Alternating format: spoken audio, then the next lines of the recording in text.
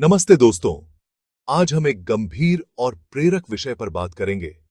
भारत में चक्रवात और खासकर ओडिशा ने कैसे बहादुरी से इनका सामना किया है। चक्रवात या उष्णकटिबंधीय तूफान अविश्वसनीय रूप से शक्तिशाली मौसम प्रणालियां हैं। ये भारी बारिश, तेज हवाएं लाते हैं और बड़े पैमाने पर विनाश कर सकते हैं। भारत में तमिलनाडु, आंध्र प्रदेश, पश्चिम बंगाल और ओडिशा जैसे राज्य अक्सर इन चक्रवातों की चपेट में आते हैं। हाल के इतिहास में सबसे यादगार चक्रवातों में से एक था 2019 में आया चक्रवात फानी। यह 20 से अधिक वर्षों में भारत में आने वाले सबसे मजबूत चक्रवातों में से एक था। लेकिन आज हम इस बात पर गौर करेंगे कि ओडिशा ने इस प्राकृतिक आपदा से कैसे बचा। सबसे पहले समझते हैं कि चक्रवात क्या होता है। चक्रवात एक विशाल वायु द्रव्यमान होता है जो कम वायुमंडलीय दबाव के एक मजबूत केंद्र के चारों ओर घूमता है। यह एक विशाल घूमते हुए तूफान की तरह है जो सैकड़ों किलोमीटर तक फैल सकता है। ये गर्म समुद्री जल के ऊपर बनते हैं और जमीन पर पहुंचने के बाद बहुत नुकसान पहुंचा सकते हैं। अब ओडिशा का चक्रवातों के साथ एक लंबा इतिहास रहा है, लेकिन इन वर्षों में राज्य आपदा तैयारी का एक शानदार उदाहरण बन गया है। उन्होंने यह कैसे किया? चलिए इसे समझते हैं। एक शब्द, तैयारी। ओडिशा ने एक मजबूत आपदा प्रबंधन प्रणाली बनाई है। उनके पास जल्दी चेतावनी देने वाले सिस्टम हैं जो लोगों को कई दिन पहले ही सचेत कर देते हैं। इससे सभी को सुरक्षित रूप से निकलने का समय मिल जाता है। कल्पना कीजिए कि आपके फोन पर एक मैसेज आता है जो आपको तूफान आने के कारण खाली करने के लिए कहता है। ओडिशा में ठीक ऐसा ही होता है। निकासी बहुत ही महत्वपूर्ण है। चक्रवात फानी के दौरान 12 लाख से अधिक लोगों को संवेदनशील इलाकों से निकाला गया। यह किसी छोटे देश की पूरी आबादी को स्थानांतरित करने जैसा है। उन्हें ऐसी आपात स्थितियों के लिए विशेष रूप से बनाए गए सुरक्षित आश्रय स्थलों पर ले जाया गया। इन आश्रय स्थलों में भोजन, पानी और चिकित्सा आपूर्ति का भंडार होता है।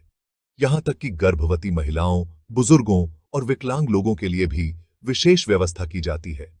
यह एक सामुदायिक प्रयास है जिसमें स्थानीय सरकारी अधिकारियों से लेकर स्वयं सेवकों तक सभी शामिल होते हैं। लेकिन यह सिर्फ निकासी के बारे में नहीं है।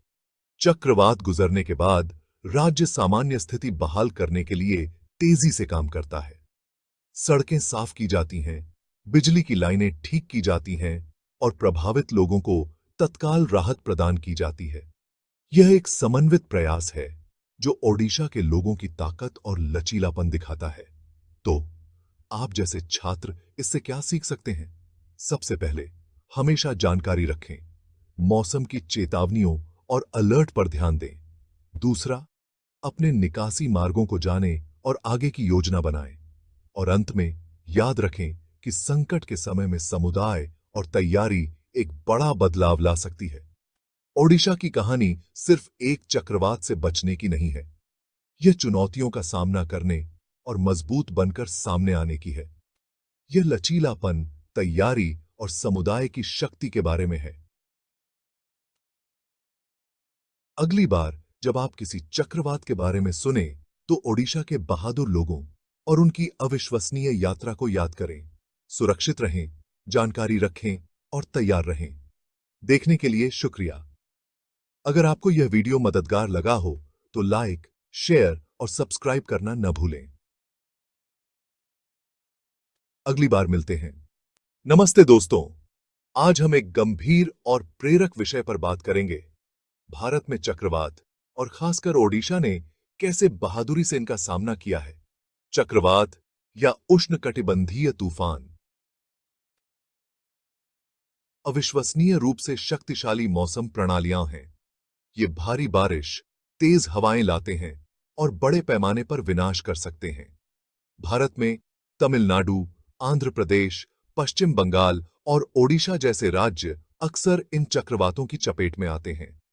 हाल के इतिहास में सबसे यादगार चक्रवातों में से एक था 2019 में आया चक्रवात फानी। यह 20 से अधिक वर्षों में भारत में आने वाले सबसे मजबूत चक्रवातों में से एक था। लेकिन आज हम इस बात पर गौर करेंगे कि ओडिशा ने इस प्राकृतिक आपदा से कैसे बचा। सबसे पहले समझते हैं कि चक्रवात क्या होता है। चक्रवात एक विशाल वायु द्रव्यमान होता है जो कम वायुमंडलीय दबाव के एक मजबूत केंद्र के चारों ओर घूमता है। यह एक विशाल घूमते हुए तूफान की तरह है जो सैकड़ों किलोमीटर तक फैल सकता है। ये गर्म समुद्री जल के ऊपर बनते हैं और जमीन पर पहुंचने के बाद बहुत नुकसान पहुंचा सकते हैं। अब ओडिशा का चक्रवातों के साथ एक लंबा इतिहास रहा है, लेकिन इन वर्षों में राज्य आपदा तैयारी का एक शानदार उदाहरण बन गया है। उन्होंने यह कैसे किया? चलिए इसे समझते हैं। एक शब्द, तैयारी। ओडिशा ने एक मजबूत आपदा प्रबंधन प्रणाली बनाई है। उनके पास जल्दी चेतावनी देने वाले सिस्टम हैं जो लोगों को कई दिन पहले ही सचेत कर देते हैं। इससे सभी को सुरक्षित रूप से निकलने का समय मिल जाता है। कल्पना कीजिए कि आपके फोन पर एक मैसेज आता है जो आपको तूफान आने के कारण खाली करने के लिए कहता है। ओडिशा में ठीक ऐसा ही होता है। निकासी बहुत ही महत्वपूर्ण है।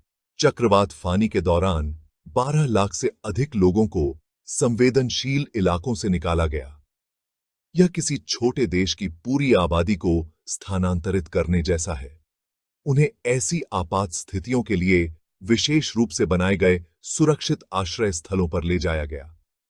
इन आश्रय स्थलों में भोजन, पानी और चिकित्सा आपूर्ति का भंडार होता है। यहां तक कि गर्भवती महिलाओं, बुजुर्गों और विकलांग लोगों के लिए भी विशेष व्यवस्था की जाती है। यह एक सामुदायिक प्रयास है जिसमें स्थानीय सरकारी अधिकारियों से लेकर स्वयं सेवकों तक सभी शामिल होते हैं। लेकिन यह सिर्फ निकासी के बारे में नहीं है।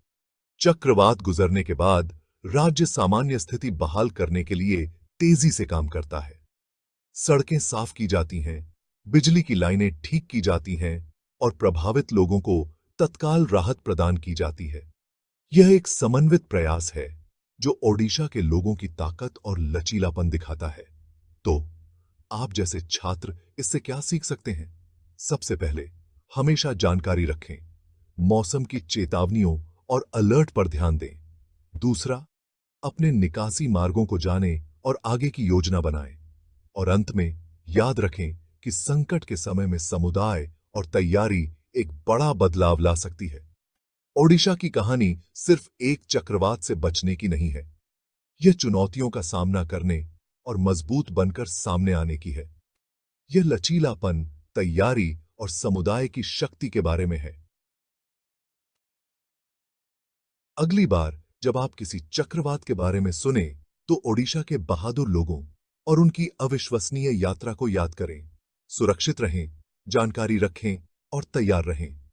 देखने के लिए शुक्रिया। अगर आपको यह वीडियो मददगार लगा हो तो लाइक, शेयर और सब्सक्राइब करना न भूलें। अगली बार मिलते हैं।